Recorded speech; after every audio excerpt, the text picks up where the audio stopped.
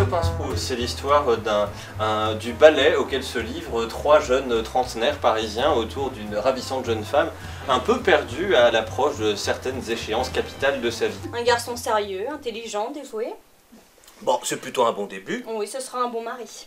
Oui, là la formule est un peu lourde. Comment ça? Eh ben tu sais, le bon mari c'est un peu comme l'icône du bon père de famille, façon code civil, tu vois, ça sent un peu l'ennui et la naphtaline. Et où est le mal?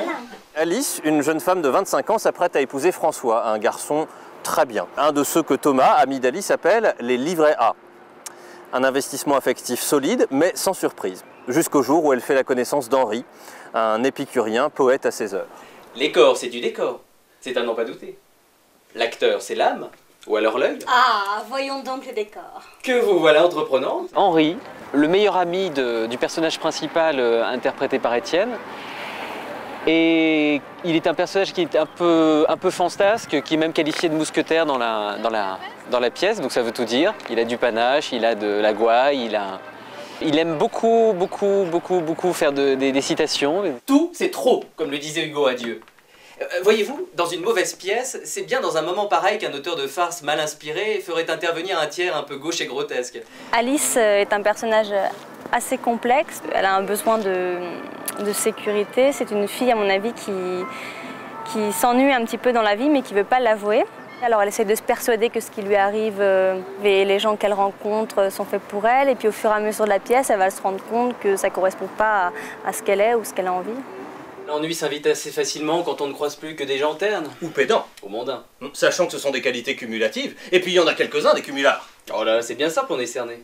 La volonté de cette pièce, c'est à la fois de conjuguer un comique de situation très vaudeville, dans une certaine mesure. On a un acte 4 qui fait toute la deuxième partie de la pièce et qui fonctionne avec des ressorts très classiques de porte ouverte, porte fermée, et des communications entre un vestibule, un salon, etc. Alors attends, écoute, tu sais que je devais aller prendre un verre avec une amie l'autre soir après notre dîner. Attention! Je peux t'aider en cuisine? En cuisine? Oui, en cuisine. Attends, non, redis-le pour voir, fais voir. En cuisine? Oh non, tu sais, ça a l'air d'aller, c'est rien du tout. Hein, non, un ou deux verres de gigondas et puis il n'y paraîtra plus. Voilà. Et à côté de ça, il y a toujours cette dimension quand même assez surréaliste, un peu loufdingue qu'on trouve chez Vian, que j'aime particulièrement. Et c'est là que Pascal prend sa place comme personnage à part entière au sein de la pièce. Je passais dans l'escalier sortant de chez des amis et Pascal a eu une envie pressante, alors je suis entré. Pascal. Pascal?